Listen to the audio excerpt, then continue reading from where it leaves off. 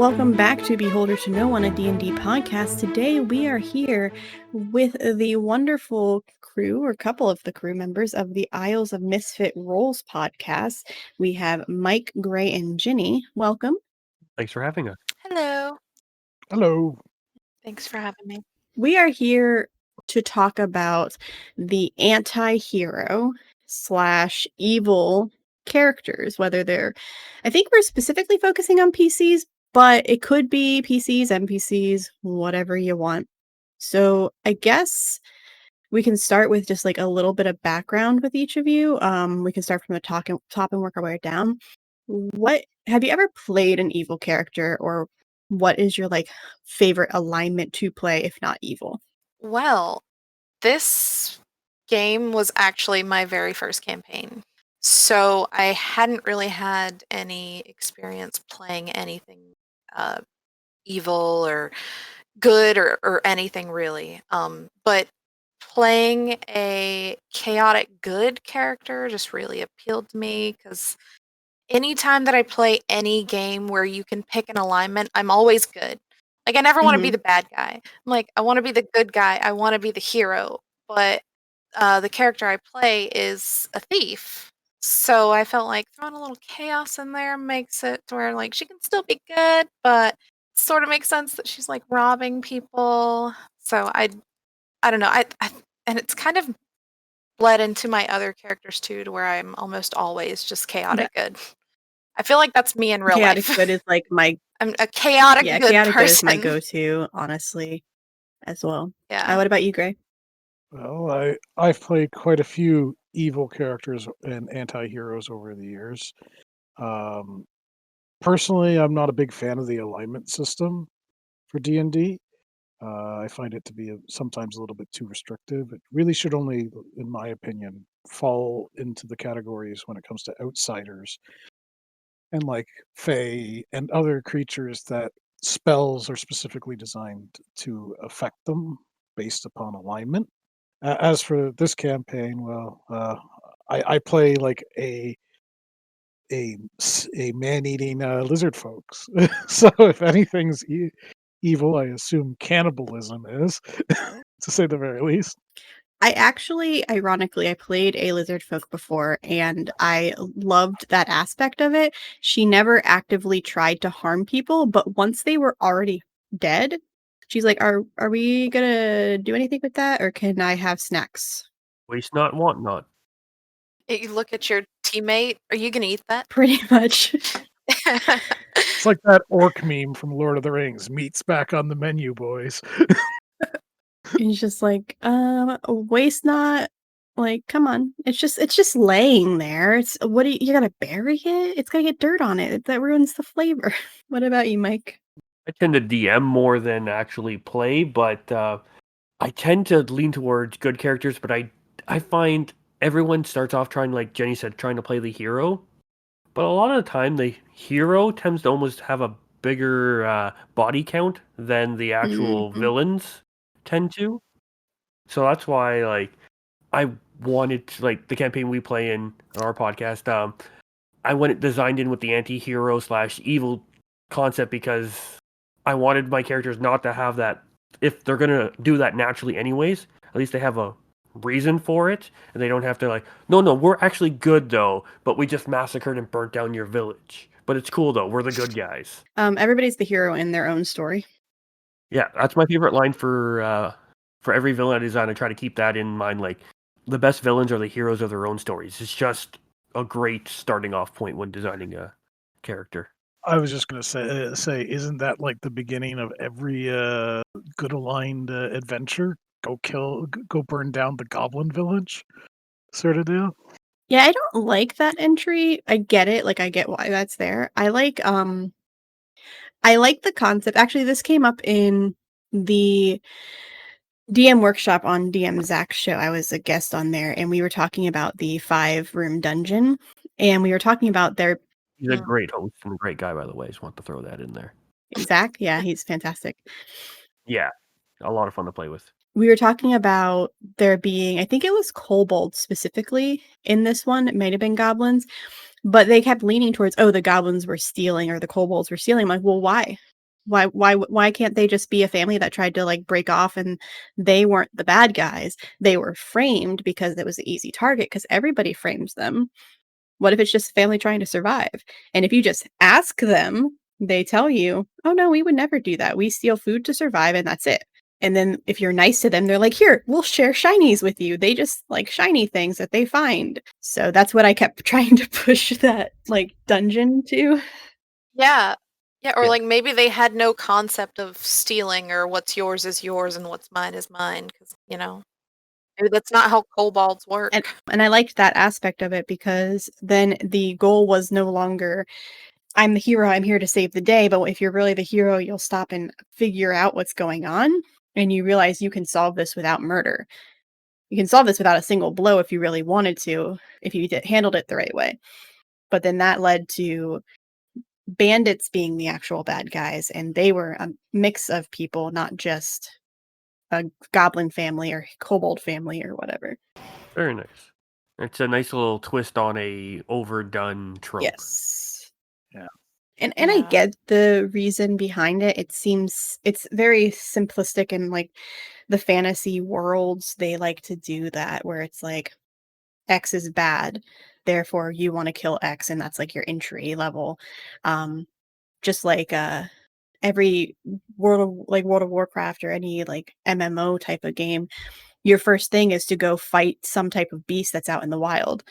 Like, these are overrunning my fields. Please go fight and help.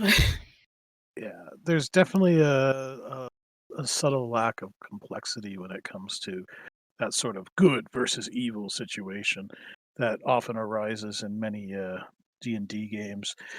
It also seems like in many of these fantasy campaigns, whether they be like the ones that are pre-written, like Forgotten Realms or somebody's homebrew, life seems really, really cheap, to say the very least.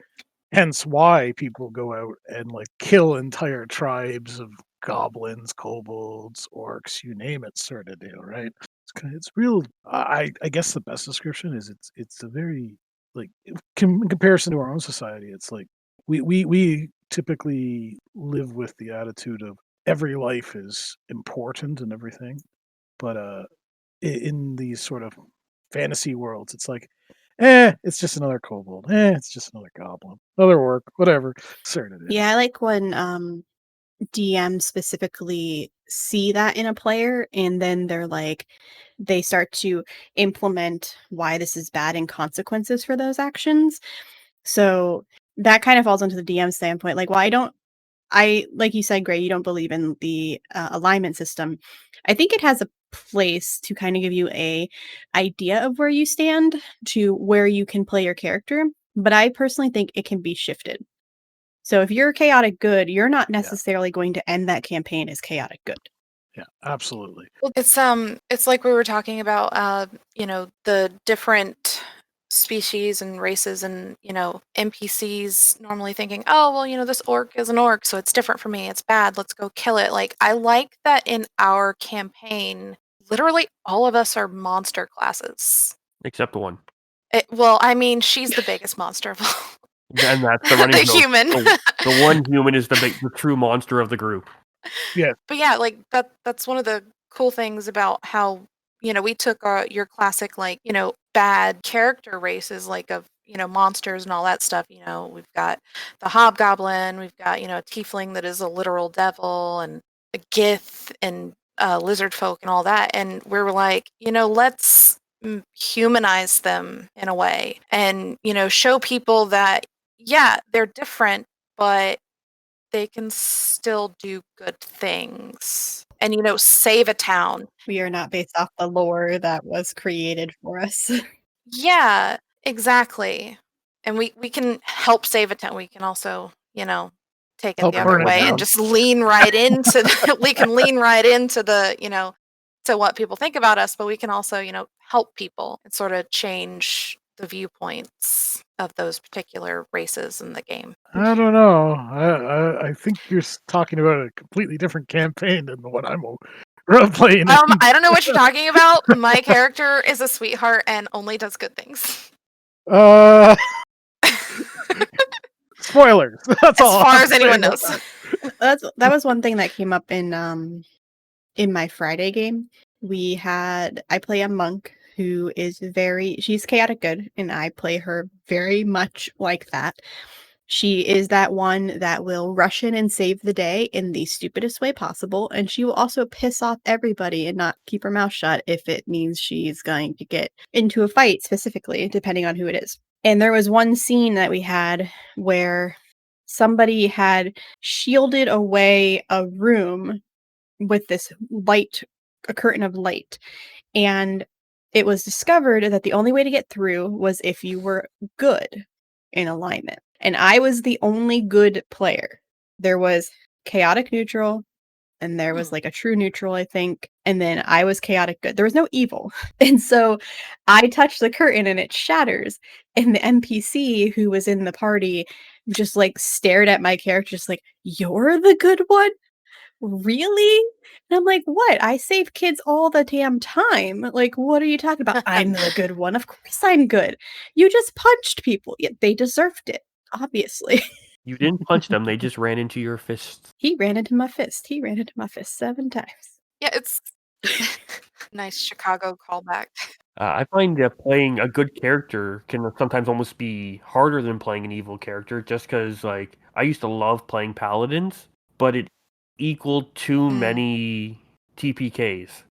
Well, I think what the problem is with a lot of people playing paladins, and this doesn't necessarily mean the way you ran them or Am I about to get called out right a lot now? of people think of them. A lot of them think of them as like the sheriff in a old cowboy town, wearing the white hat and everything, and being all this altruistic and good, and generally a very nice person. But that's not what paladins are in the slightest. A paladin is just as likely to burn down a a castle and enslave everyone inside of it, uh, simply because that's their belief system, right? That's their faith or their oath. In the case of what is it? What's that? Oath of Vengeance? Oath of Conquest. That's it. Okay. That's a fun character play. Oath of Vengeance is the one where it's like do the good by any means necessary. See, Oath of Vengeance is interesting because what if your vengeance was against good people and then you just did the opposite? I always call Oath of Vengeance Oath of Batman. That's fair. Because Batman will do anything to achieve his goal. Certainty. I never liked playing paladins and clerics. I like them from a role play perspective, but not necessarily a game mechanics perspective for clerics. I know that my husband played a character that was lawful good, and it kind of just like clashed with the party. Like we weren't evil, but we also weren't great. And we did the right thing at the end of the day, but we went about it really weird, and we were a bunch of drunks and drug addicts, pretty much. My character liked to smoke weed a lot. She had so much fun. She was just super chill all the time. Sounds like a good It was time. great. But the one the one character my husband played literally was just like, "I'm the captain of the guard, and how dare you break the rules, and I'm gonna have to arrest you for breaking." Like, dude, we're trying to save the town here. You can't just arrest us because we broke in somewhere to save the town. Yeah, that it'll be interesting to see what would have happened in that campaign if he had that sort of that the fork in the road where he has to choose either law or good. Which way does he choose to go? Whether or not he decides no, the law is the law, all Judge Dredd style, or whether he says, oh no, greater good is more important than the law in the grander scheme of things. So he ended up leaving the party as that player, or as that character, because he was the law is the law type of character. And he came back as And he came back as a party monster? so there was Rat boy. there was a scene where he had a bad dream and my character gave him a little something something, and he may or may not have gotten addicted to that thing and came back as the complete opposite what he started as. I do not know how we went from point A to point B in those year, but I don't ask questions. It's not my character. But he came back literally like the most ruthless person ever, and he just like killed everybody. I'm like, Jesus, you need like a middle button. Yeah. That's weird. Like in our campaign, we're anti-heroes and evil characters. I don't think any of us like really have like drug problems besides, a little alcohol here and there. Like, and none of us are out like banging everything that walks. Like, we're all pretty decent folk. Like just doing our duty and saving the world, but we have the license to just freely kill anyone and not bat an eye too much.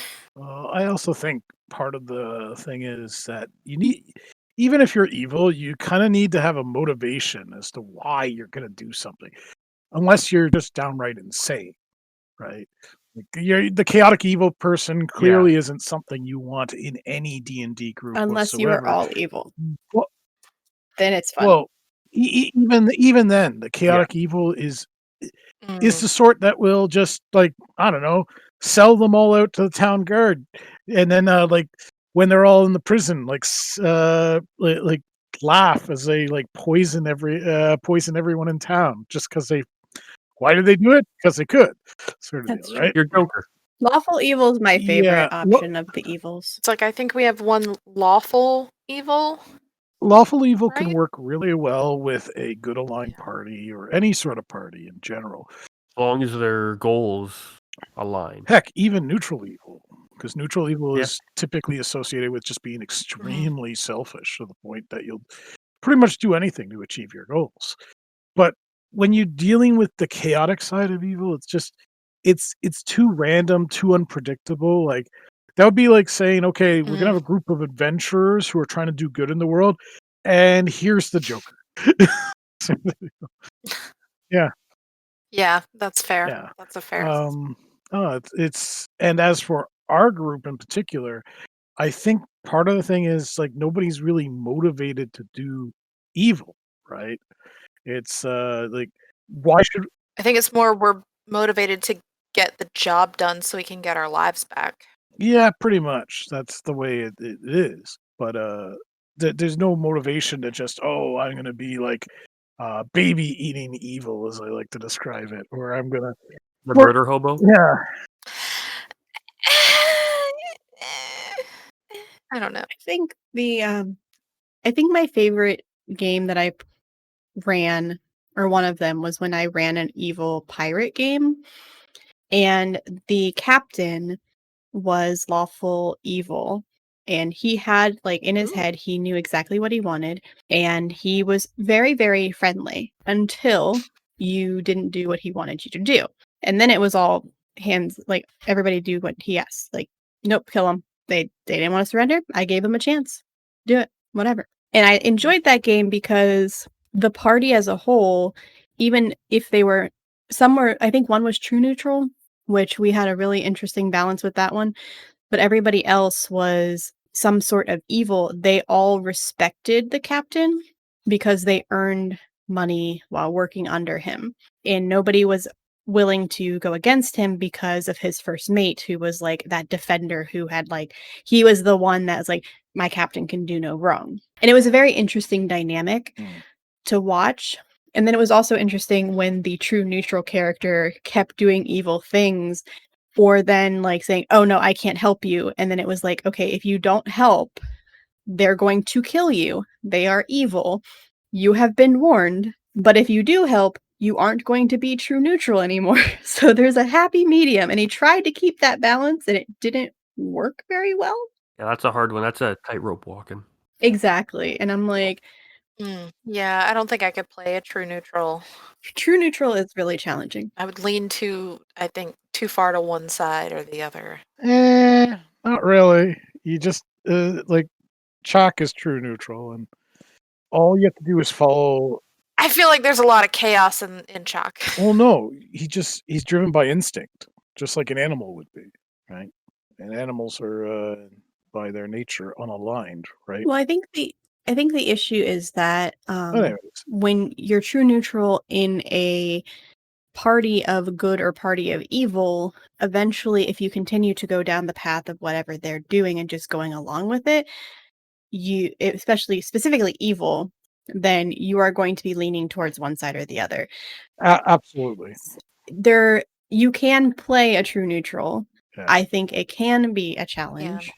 Personally, I would not be able to do it because my chaotic nature would come into play very easily, and I'd just be like, let's just steal shit. I mean, do we have to talk about it? But then I play some characters who are like, let's talk to everything because I'm good at it. Insert bard here from the Behold charisma Clearly. characters. Yes.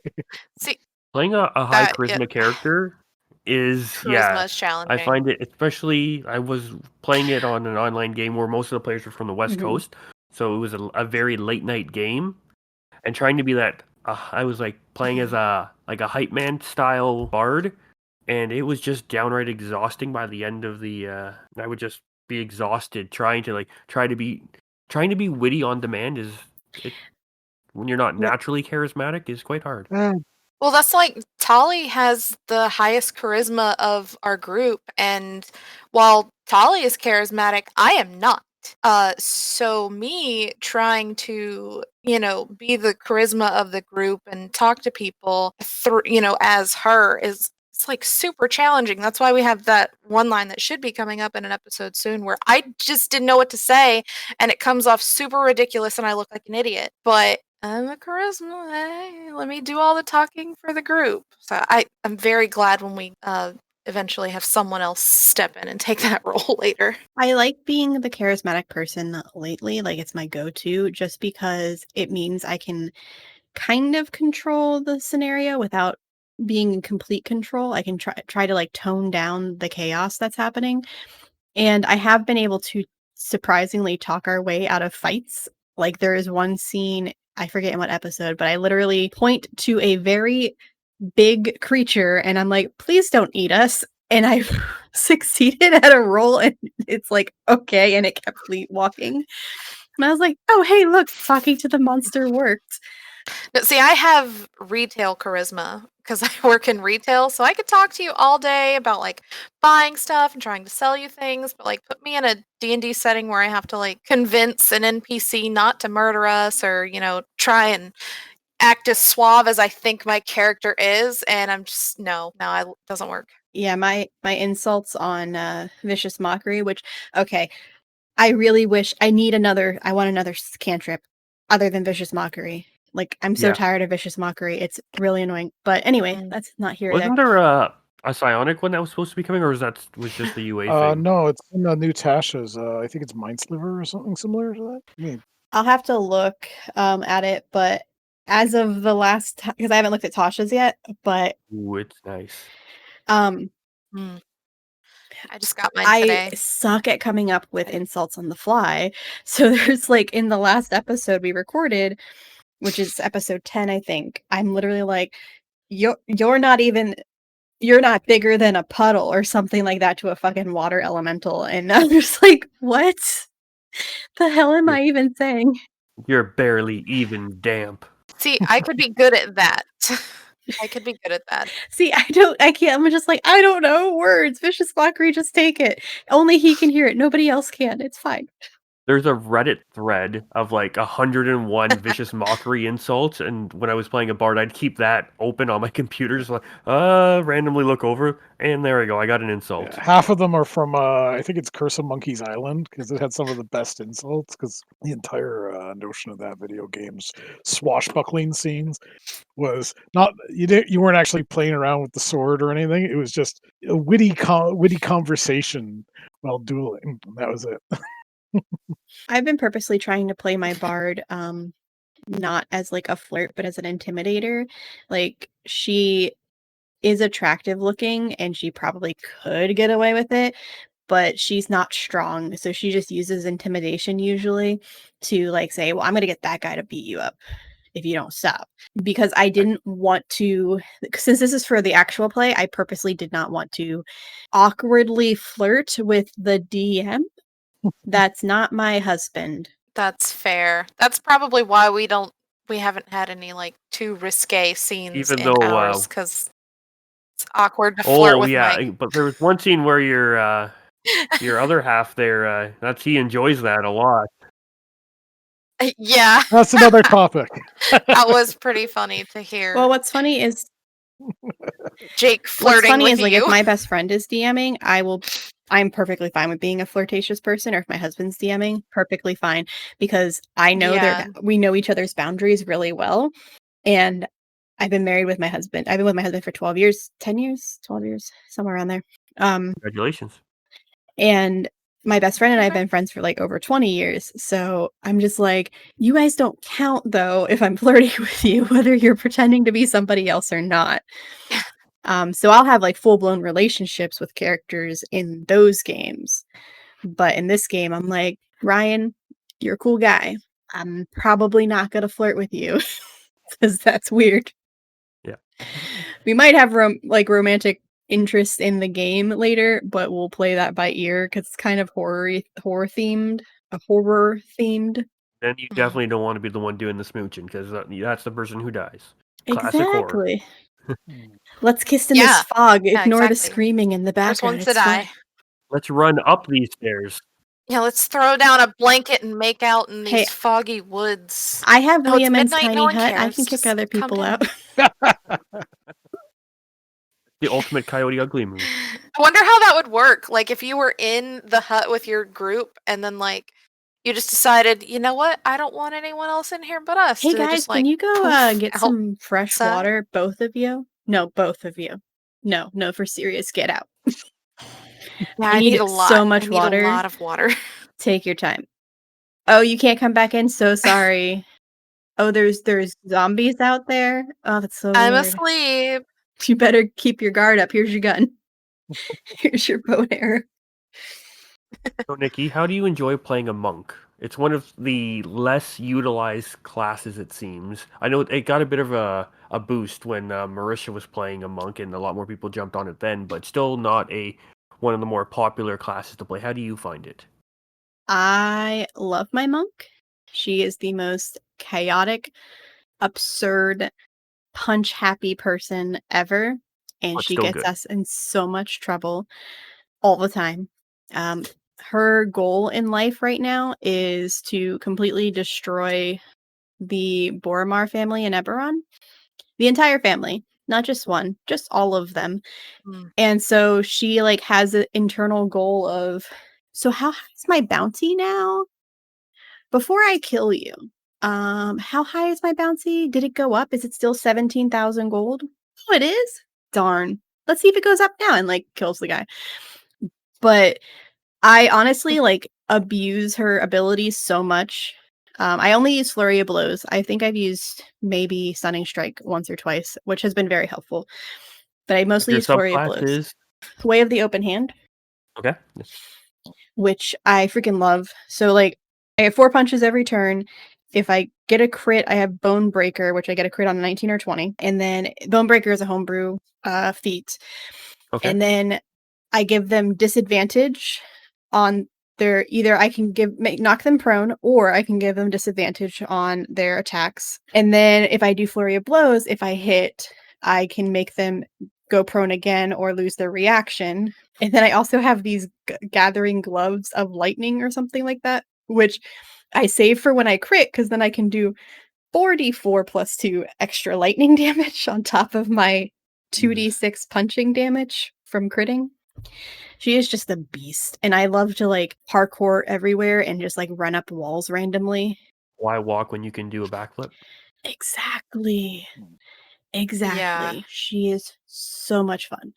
And her with the Artificer Warforged is a fantastic combination. It is such a fun combination because he just eggs her on, and he can't be hit, and then she's really hard to hit, but she'll just rush in anyway, even though she's not the tank. As monks tend to. Yeah. She almost died. Really, really, really almost died like once. Maybe twice, but like there was one game that I'm like, okay, I'm rolling a new character, guys, because I thought I was dead. Because she stupidly rushed in. That sounds like my character. Yeah. I am not the tank either. Well, her family was in danger, and she saw somebody, and she was told to wait, Mm. which she doesn't know how to do. So she's just like, "What do you mean wait? He's right fucking there. Mm. My family's in there. I have to go." And she goes, not realizing that, duh, there's more than one. So then she is attacked from behind, and the roguish type character that attacked her had this lovely attack that caused a bleed. And it did like after 4 more hits, because since he got the sneak attack on her, every time he hit her, he got more bleed. Yeah, So I was losing 20 hit points per turn that doesn't on sound. the start of my turn. That'll ruin your Yeah, day. that definitely. I kept healing for like 15 and 16, and then I get up, go back down. Lovely. It happened like 3 after times. after you read some of Tasha's the 2 new subclasses for the monk there, we'll have to talk because they're really cool. Is the there's one that I played that this character originally was the one with the psychic arms, So the psionic way of something. yeah, Oh, that one. that's the That the rogue I haven't has read it, so I don't psionic know. blades. The monk has astral self, which has like That one. astral arms. Yeah, that one seems really cool. I think you get to be like Goro from Mortal Kombat. I honestly wasn't I didn't personally use it. I'm Okay. sure somebody else would really enjoy it. I was that in the UA version, and I never used those abilities. Okay. But I think that was because of the character I was playing, and less because Mhm. it was a cool idea. Like it is cool that you can be 10 feet away and punch somebody. Yeah. Way of Mercy looks really interesting. You kind of almost play like a bit of a plague doctor. You kind of ride that line of healing and not Ooh. healing. Where, yeah, Ooh, you that would either be give life or take it away.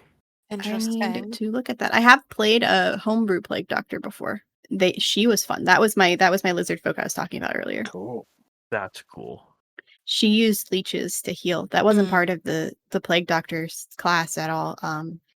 I just every time I healed anybody, I just like I pulled out a leech by name, and I was like, "Oh, Bob is for hangovers. Here, let me put him on you." Okay.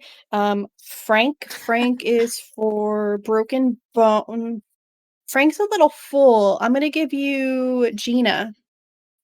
The understudy. Yeah, pretty much. Frank's understudy. I had Yeah. A through H names picked out for all my leeches. That's awesome. I like when you just don't go with the standard like components. I like when people reflavor and like reskin things to give it that like to make it custom to their character. It's really cool. It just adds so much more to it. Yeah, I love that with characters. I've played some characters, or actually, so in Behold Clearlight, Ashley plays Emmy, who is a grave cleric, and she is taking it more from a scientific perspective versus a medical clerical perspective. So she doesn't actually I don't think Emmy actually believes in a god giving him his power. It's all from a medical experience. And like all of the little things that pop up, like spirit guardians or the what's freaking spiritual weapon, they're all like little skulls in like suits and stuff. Nice. And it's the most adorable thing. And And I love it. and here I thought Chafiki was the Sounds most so adorable cute. thing. Oh, yeah, Chuck Fiki is pretty cool. Or at least the Yeah, way I same imagine him here. in my mind, he's super adorable. It's his home or his reskin on Healing Spirit. He has a little mini like 2 foot tall lizard who's 1 foot blended in tall. with like Rafiki. 1 foot tall, sorry. That's okay. Like Rafiki from the Lion King, and Yeah, he he's just super dances around and heals everyone around him. Cute. So, have you ever played with an evil NPC that the party ended up befriending or making realize that being evil wasn't a good idea? I mean, I don't think Mike intended this NPC to be evil, but we we all think Sindrak was evil, but Kinda. we end up befriending him sort of, kind of, He's at one the point. character in ours who sends them on their unholy quest. Yeah, we just immediately think he sucks for God That's most fair. of the campaign. We just assume he's evil for most of the campaign. I don't think he is. I'm still not sure.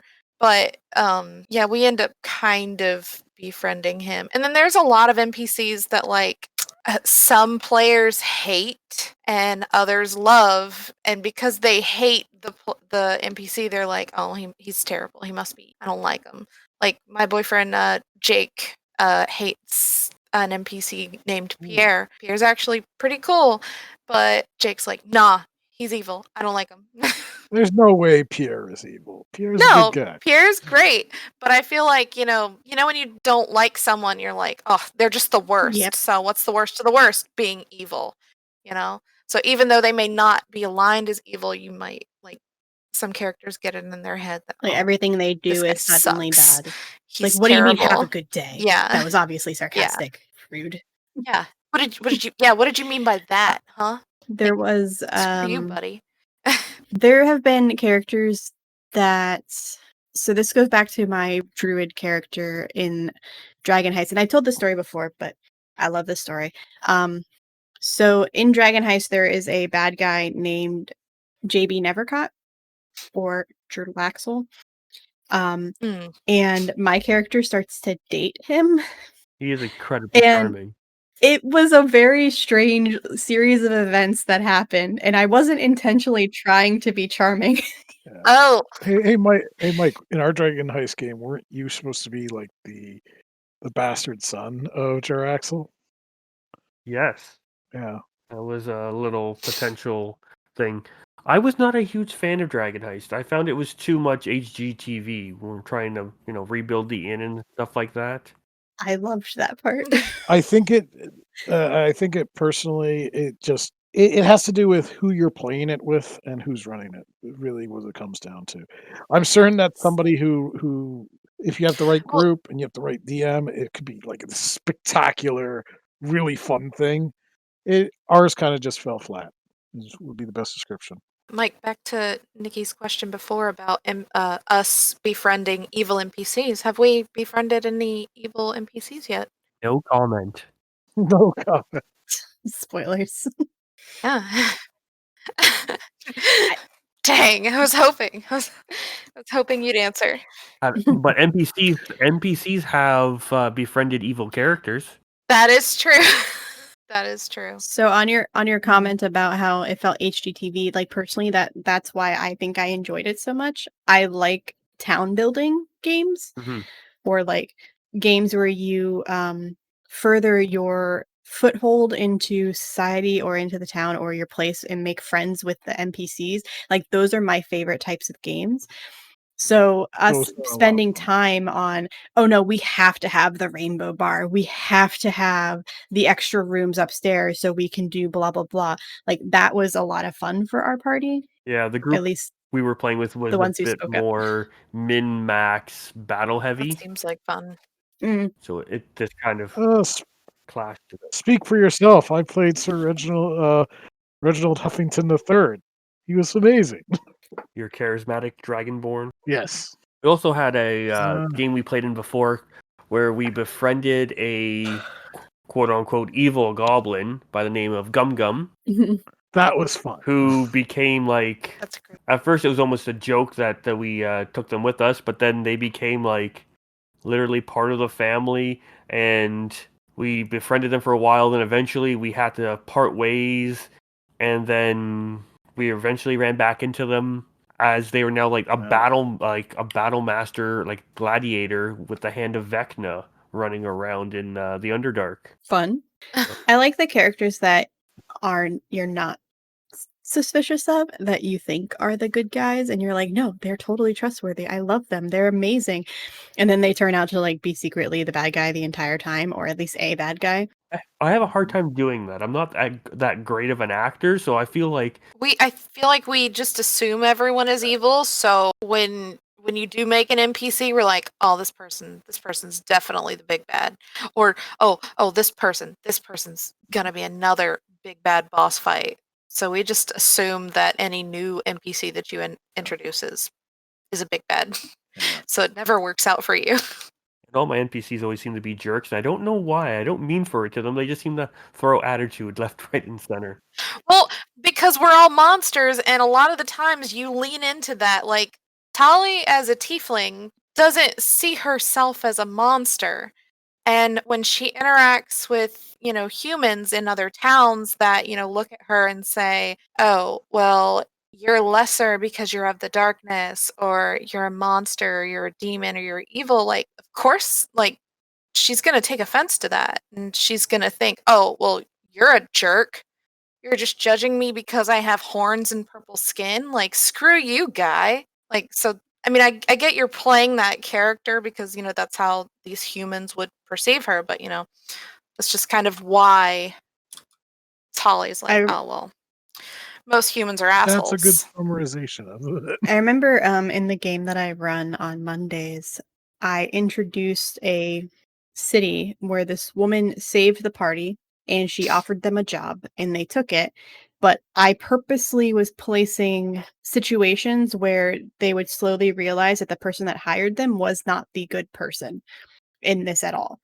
And I was waiting to see what would happen. And I wasn't being like sly about it Mm. because I'm not sly, but, it was things like, "Well, yeah, but they're just dwarves. They're just halflings. Of course they live down there. I mean, they have enough food. They don't need that much food." Like, it was things like that, and it was purposely playing on that, but then they got to meet the dwarves and the halflings and the smaller people that lived in in the city, and those people were just like they were a little untrustworthy because they're like, "Why are you guys down here?" But when they opened up, they were like, "Oh, yeah, we can help you. I can give you a little bit of food if you need it." But they didn't have much to spare, and they were, like, very welcoming, and some of them were a little suspicious and concerned, but they saw some of the situations that were happening, and while they were trying to build this trust to learn something to trick them, they realized that we're working for the bad guy, and I gave them an ultimatum to, like, "How are you gonna handle this?" Mm. Those are the best moments where the party suddenly pauses and says, are we the Yeah. bad guys? And they look at each other with that questioning expression in their And face. if the story was Mm. continuing much longer, I would have, like, allowed them to go back and, like, taken on this person again now that they are more powerful, but we'll see. Yeah, because like that's the hard thing for my character at least to accept is that, she is viewed by other people as, evil or a monster or the bad guy because, like I said, she's never seen herself that way. And even some of the other players don't know about some backstory stuff that I have, but even though I've pretty much told everyone everything. But like Mike knows that my character has good intentions and is generally, even though she's a thief, she's kind and does good deeds. The group hasn't seen that yet because she does them when they're not around. So, because she does those things and to have people react the way that they do to her, it gets her down a lot. And that's why she's slowly learning that, oh, people are trash. Like, people just can be the worst. Yeah, now that I think about it, there was a time where I was actually not too long ago, and thanks to the god that is Craig, it will never see the light of day due to Craig having a bad day. I ran for a bunch of people in the community, not a bunch of people, a few people in the community. I ran a Halloween style Castle Ravenloft one shot where the party ended up, the person they went to go rescue from the evil Strahd von Zarevich. They rescued this lord's daughter. They brought her around with her. They went to go fight Strahd, wiped the floor with Strahd, and then they turned around and the person who they'd been there to save and had been with the whole time, they had realized that it wasn't Count Hmm. Strahd, it was actually Countess Strahd. And they all turned Mm. around, and next thing you know, she had dropped an illusion. She had her fancy goblet of wine, and then proceeded to smack the party around a little bit until they finally gained the upper hand with a clutch It's like that daylight was spell. And Strata, oh yeah, I was surprised. See, at that point, I kind of want Countess Strahd to win because I like the assumption that everyone was under the assumption that she was a man because of, what she was doing. But it's like, nope, I'm just a badass female. Fuck you uh, guys.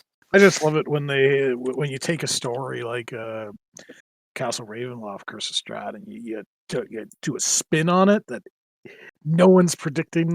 They can, even Mm. if they've read the book, they can't predict what's going to happen next, sort of deal. And it's such a twist. Are Are you gonna pitch No, not right. your bayou setting Now that again? you mentioned it, I still want to do that. Where like you have like the southern plantation, and Strahd is like a southern gentleman, and instead of werewolves, you have weird crocodiles, and like you have dark, sinister black magic voodoo going on in the backdrop, and all that sort of stuff.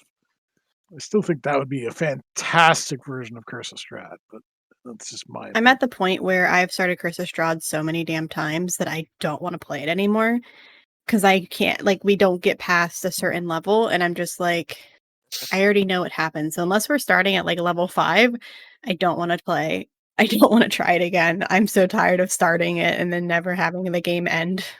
Yeah, we started it with someone else running Yep. it, but then life happened Yeah. for the DM and we had to stop. So we were kind of mid-fight. Mike's character may or may not be Mhm. dead. So yeah, I totally get that. We've started and gotten kind of far. I'm surprised we're Yeah, still that alive where we happens are, with too but much frequency. Too much frequency, a it's a game will stressful drop game. because Hmm. real life. But that's to be expected sometimes. Yeah. Yes, IRL is the real big bad. everyone plays with the baddest Yeah, of the that's bad the truth. bad guys, which is IRL. That's Yeah. so I left a game once because of the DM specifically, and the game ended up falling like shortly after. But I was getting frustrated, and so was the DM at first because players kept missing the game. And obviously life happens, but it was like every single week we would not have a full party. At Mhm. least 1 or 2 people would be out, or they would be late, or they'd have to leave early, and it was always short notice or no notice at all. Yeah, that's sort of what happened. I was running the Odyssey of the Dragon Lords, and that pretty much was the last nail on the coffin for that game. Yep. Yeah, we've done pretty good. Like in 2 years, we've missed Yeah, like but less than the 10 thing is, games most of the time we're very due to courteous with one life. another, and we tell people several. Yeah. There's been very few last Mhm. minute cancellations. And those last minute cancellations are off for emergencies of some sort That's or one of the another. It's reasons why, with yeah, this game Yeah, like for really the good podcast, reasons. I was very specific on who I agreed to play with. So, in most of the games that I've played in person, I played with, Ashley, Greg, my husband, and myself, and then a couple other people. Well, us 4 were the least likely to not show up. We would always be there, and with my husband, I can be like, "Look, mhm, no, you have to come play," but Ashley likes D&D just as much as I do, as does Greg, which is why he's the co-host, on the show, but with everybody else, it was kinda, like, iffy, and we needed, like, 1 more person. So, thankfully, because Greg was gonna DM, and we reached out to Ryan to play with us, and he's like, "Well, I have an idea for a story. Can I pitch it to you?" And he gave us the idea, and we're like, "Hell yeah, that's a great idea. I'm totally down for that."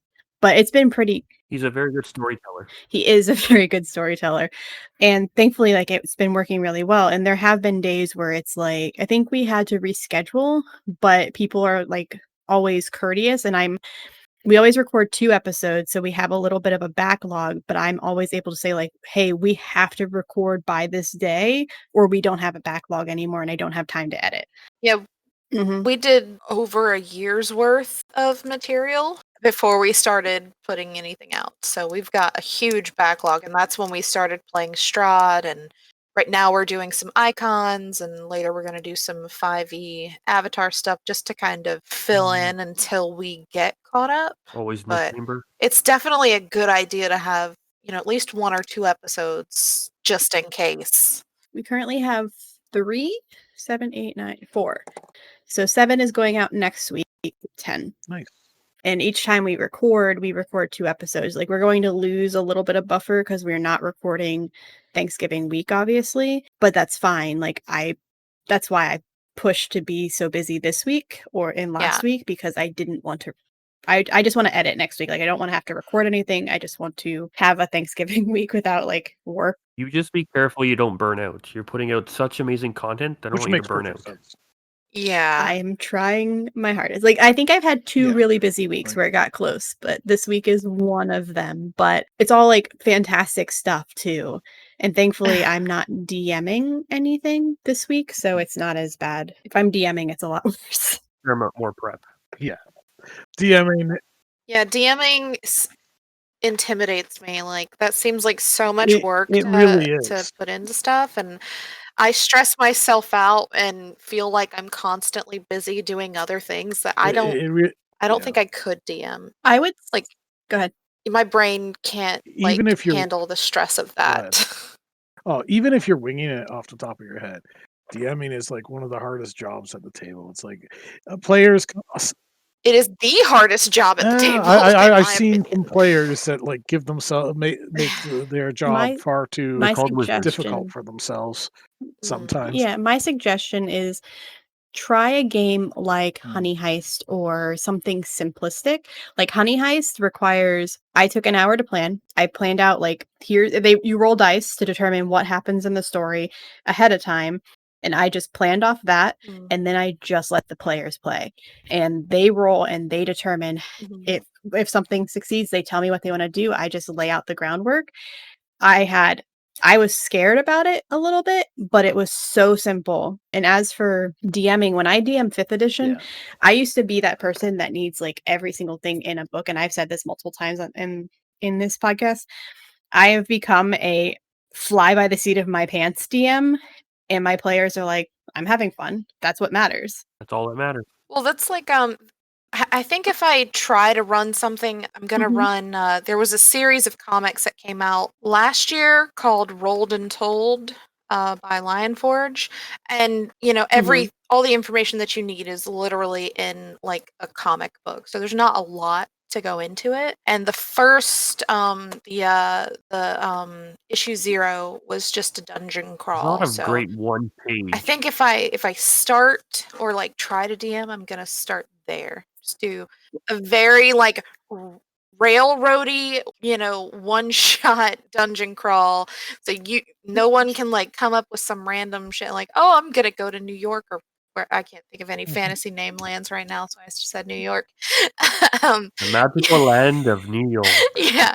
So like they can't just be like, you know what? Screw this bar. I'm going over here. I'm gonna be like, no, you can't leave. The doors are locked. Just go. You're just going in this room. Because it's the randomness that's crazy. I will say the very first time you DM, have a co-DM help you. You are the DM, but talk to them about what your ideas are, have them help you ease your anxieties. And that's what my friend did. The first time she created a story from scratch, we bounced ideas off of each other. I write a little bit, so I read what she wrote and I was like, yeah, that sounds really cool, or oh my god, that's amazing, or this is how can tweak it to make it fit a little bit better, and like it gave her ideas like that. And then the DM, the co-DM, so to speak, they know not to metagame, so they're still going to play like a player would, but let the other players make that choice and that step that for the things that would be spoilers. But then they could Yeah. also step in and say, "Oh, hey, don't forget a blah blah. Don't forget about this," or they would know what you're supposed to do to help guide you a little bit to help ease that anxiety. And you just have to see it as a more like a training Yeah. versus a telling you how to do it like you're doing it wrong, but saying like more of a no, hey, this is how you do it so you know how to do it in the future. Also, if the Yeah. players end up going off the rails, the co-DM, who is also a player, can help with redirecting them in the direction that you kind of want for the plot. Yeah, and if you go into it with saying like, being honest, and the players are gonna be your friends more than likely, so you're gonna be like, "Hey, this is my first time DMing. Yeah. It might be a little railroady, but just bear with me because 'cause I'm trying to get my feet wet in this DMing world." Yeah, no, that'll be the first thing I say. Like this is 100%. Just go with the But you flow. Just do what I say. Just go this way and don't ask any questions. And sometimes, honestly, like, railroading can be done secretly. so you mean just grabbing Like, 5 in? give them a choice of left or right, but they both lead the same way. Well, that's why I said like it would be a dungeon crawl to kind of get a feel for like how to, like run encounters and stuff like that. Because there'll be a lot of encounters in that dungeon crawl. I've sort of read through it. Like literally, there's something in every room and puzzles to solve and all Yeah, that and stuff. those are the good ones to learn on, and be open to creating things on the fly, even if it doesn't make sense. For Cool. example, my party will very easily say like, "Oh, well, can I do blank?" And I'm just like, Roll die. maybe, roll a Let's find out. d20. Yeah. Yeah. And I'm like, I guess you did it, but they're not helping you in the fight. Okay, cool, thanks. Yeah, I wouldn't suggest starting no. off just by grabbing 5 random people off the internet from a video game podcast. Yeah, don't do what I did. No. It would be you guys. It would be you would be the guinea pigs. Wait, okay, but what you did worked out because now you have me, you have Jake, you have Erica, and you have Adam. You already knew Gray, so he was a bonus. But like you finding random nerds That is such a that rare. liked You the got same so thing fucking you lucky. liked and playing D&D with them has turned out very well, I think. You hit the lottery. Yeah, we're all just fans of a YouTube channel, and it was like in the fan group for that, we're like, who likes D&D? And then we create a group for that, and then we just started playing with people from that subgroup. Like it's worked at 100% of the time, so I don't know what either of you are talking about. I'm 1 for 1. I've had so many bad groups from randos online. Oh, don't even get me started on bad groups. So many bad groups. The Sunday game that I said that everybody kept leaving, I ended up quitting the game because of the DM. Like, so everybody kept leaving and he got really mad about it. I was the only one that showed up every single time, on time, never left early. It was a long ass game. I had to leave one time and I literally left. I didn't say anything because I put my headphones on. I logged on Discord. I logged on Roll20. Clearly, Yeah. I should be able to do everything I could do on my computer just on my phone. I couldn't hit fucking rolling. I couldn't roll my initiative. That was the only thing I couldn't do. I could not roll my initiative. So I said, Wouldn't let you roll in like in real life. You had to do it on I didn't have dice with Roll20? me. We usually rolled in Roll20, so I thought I okay. could. Everything else worked, but I had to click my token to roll initiative, and I couldn't see the map, so I couldn't click my token. That was the only thing. And I said, "Hey, can you just click my token and roll initiative for me really quick?" Yeah. He went off for 20 minutes. Oh, that's. He was like, "Why can't you do no. it?" Like, I had to leave to go to the store, and this was during like when the pandemic first started. So it was like the store closes at 8:30. It's like we've been playing for 6 hours. It's already like 8. I need to go get something from the store. I didn't want to be rude. I didn't want to interrupt. I didn't want to leave early. So I just left to go do it really quick. I didn't think it would be a big deal. So after the end of that game, I played the rest of that session and I wrote really politely. I said, "Hey, I don't appreciate that you went off on me, even though I'm the one that shows up every week. And I'm the one that listens to you bitch about everybody else." Like, I didn't say it in those words. It was much more polite. I should have, but I didn't. God. And I was like, and then I have to leave for 20 minutes and I still play and you go off on me for the rest of the session. I think I'm going to step down because I don't appreciate the way that I was treated. And then he immediately bans me from the server instead of talking to me like an adult. I think he may have done you a favor there. Oh yeah, I would have been Probably. You were far more polite than I would have ever been. Like, I didn't even get to send friend requests to everybody else. I was so mad. Wow. Thankfully, like, one of the people I was still friends with, and she gave me a step-by-step of what was happening in the server after I was kicked. But it was funny. I was just like, okay, well. I don't like people like that. He was going to be the person I was going to do my first actual play with for the podcast, too. I'm so glad. You dodged a big old bullet there. I was like, I like this story. The story's fun. No, I don't like this DM. Never mind. The first thing as a DM is to make everyone feel comfortable at your table, even if it's especially virtual table. Yep. I don't care if you guys are comfortable or not. I'm just kidding. Are you comfy sitting on but yeah, nails? no, you were playing for hopefully. But yeah, you said you were playing for 6 hours? Like, that's for frickin' ever. Our normal sessions were like 6 to 7 hours on Sundays. With a pizza break? Nope. Or shawarma? Is he a sadist? No Probably. snacks? Sounds like and then he constantly what? Like, even when we were playing Yeah, D&D in real life before this pandemic hit, Mike and I would like think it was 3 to 4 hours at most, Oh, and yeah. then we would break for dinner in there somewhere, right? Yeah, like you need dinner, smoke, and beer breaks. Like, Yeah, exactly. poops. Gotta do Yeah. those. My favorite real life games that were long were like 8 hours, but we took after 4 hours, we took a dinner break.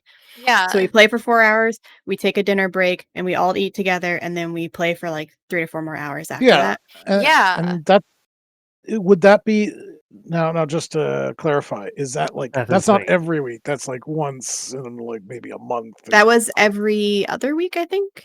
That's not as bad on a biweekly schedule. I don't think most people could do that on a weekly schedule. Oh, no. We couldn't. So that was when I would end up divorced if I tried to do that weekly. She would be so my mad. husband was in the game too. So I originally was playing by myself. My husband wasn't joining us, and then my husband joined because of a discussion we had, which was fine. That's a Yeah. different topic. But he started playing with me, and it was all our mutual friends. And then we adopted and we started bringing our kid with us who was Mhm. 16. So we brought our 16-year-old with us, and they're like, language. I'm like, okay, here's the rules. Don't do this, or this. Everything else is cool. Cursing's fine. Whatever. They've heard it. So we had a few ground rules, but that was about it. And they just sat in the other room instead of leaving a brand new teenager that we didn't really know much Yeah. about yet to their own devices at home for 8 See, hours that would without be us. that would be Did your husband? oh, sorry. That would be an interesting podcast you should probably do. You should invite Jenny again and get Jake in here and bring your hubby on and do like a podcast on like gamers who game together with their significant others. And that would be something a lot of people would want to tune in and listen to. And also DMing for your Possibly. significant other without like, helping them too much. Finding that balance, that'd be a good. Yeah, that would actually be an excellent podcast. One full episode would be, what do you do when you're way more obsessed than your significant other is? Oh, Because that's the situation that my husband and I are in. well, that's what I 'Cause was gonna ask. Like, had he played before y'all had that discussion, or was that his first time after he whatever y'all played a talked couple about? of times. He's nowhere near as into D&D or TTRPGs as I am. I think that's why, like, ultimately, that's why I started the podcast, was so I had somebody else to talk to. She doesn't also do 7 other shows a week? No, for some weird reason, he doesn't. Um, but no, he needs breaks. So he'll Yeah. play like one game and be fine for like 3 weeks if he really wanted to. But I will say that he does step up when I need him to. So like I'm like, "Hey, I only have 3 players for this one shot. Can you join?" And he's like, "Yeah, sure, let's do it." And he'll like step up and play.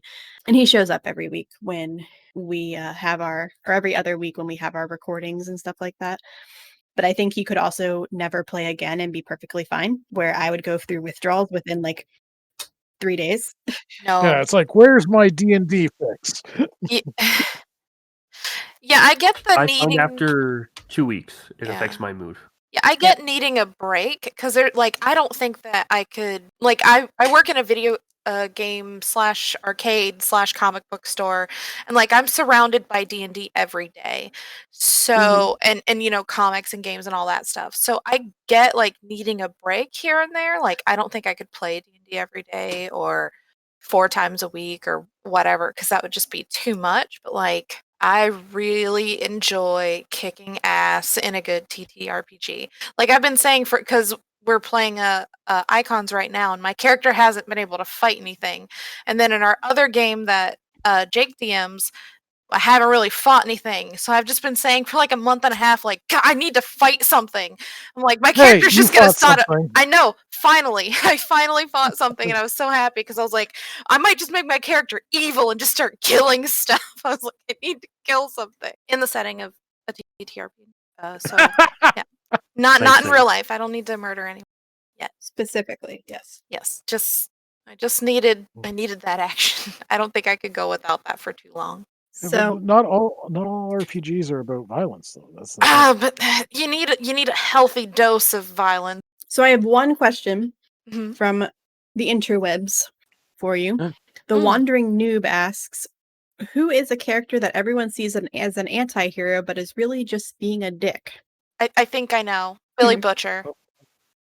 Billy Butcher is just a dick. Yeah, from The Boys. He's just a dick. Oh, come on! Like, can we use offensive language here? Yep. Yeah. Use it the Billy Butcher way. He's a cunt. Yeah, he 100% is. And that's why he's my answer. He's just A a good cunt. answer. That's a very good one.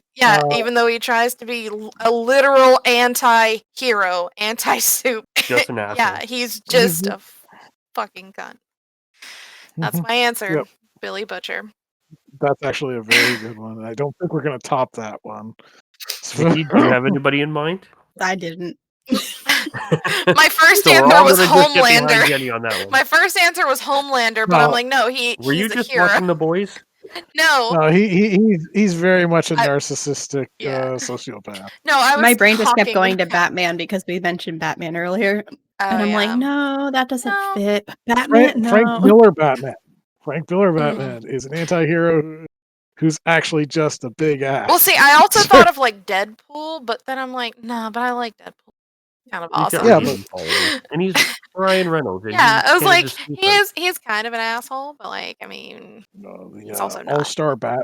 All-Star Batman would probably definitely fit into that profile. The guy like takes Robin and like makes him live in the Batcave eating rats, and like beats up Alfred when he gives the boy a sandwich. It's like, that's an ass. That's fair. So now that we got that question out of the way, let's have you guys tell us where we can find you. Do you want to start, Mike? Yeah. Well, the three of us are a part of a podcast called the Isle of Misfit Rolls. You can find us at Misfit Rolls on pretty much all social medias. And we try to put out an episode every week, most Sundays. And they run about an hour long. We recently just released episode 40. So there's a lot of it out there if you want to binge something. Awesome. Do you guys want to mention any personal Twitters? Yeah, I've got Or personal places? Twitter, Instagram, and Facebook. They're all at JennyBoo420. I don't smoke weed. A lot of people think I do. I used to. I just kind of made that tag back when I was a teenager in high school, and I've kept it ever since. Your Hotmail account No, and your Angel Fire website? no one had Hotmail. It was Yahoo. Okay, thank you very much. God, get it right. Yeah. AOL.com. Yeah. When Bring they back used to give out those the- discs. Yeah. Coasters. Yeah, you can find me there, but I rarely post anything except for like my nails whenever I do. If you want some decent nail art, you can come find me on the interweb. Gray? I try to avoid social media as That's much true. as possible, truth be told. That is fair. I'm a bit of a hermit on a hill, to be quite honest. It's mostly because I'm in the IT field, and so I try to avoid too much social media. That is fair. Yeah, my personal one is at TLTD_Mike. If you want to find me on Twitter, I post food pictures and dog pictures mainly. Puppies. Yeah, I post convention pics when one day I'll be able to go back to those. One day I will go to Gen Con and see all of my podcast friends, maybe. Today is not that day. Well, thanks guys for joining. This was a lovely conversation, even though we got kind of off topic a little bit, but that's the way this show works. I told That's you, okay. we're winging it. Just all the way winging it. I just want to say thank you for having us on, Nikki. It's sad that we weren't graced with your other co-host. We'll have to talk with him another time. Yeah. And keep up the great work. You're an amazing part of the community, and thanks for having us on. Yeah, thank you. Thank you. Thank you guys so much for listening to this episode. If you want to check out any of these guys, please look at the links down below. You can also find us on Twitter and Facebook at Beholder to No One, and you can find us wherever podcasts can be found. If you haven't listened to our latest actual play episode, please do so. And if you haven't listened to our latest TTRPG one-shot, please do so as well. We are, I think when this episode goes up, we will be hitting episode 7 of Behold Clearlight. Then Honey Heist was our last episode, and it was so fucking funny, guys. Go listen. But yeah, check us out everywhere online, and we will see you next time. Bye!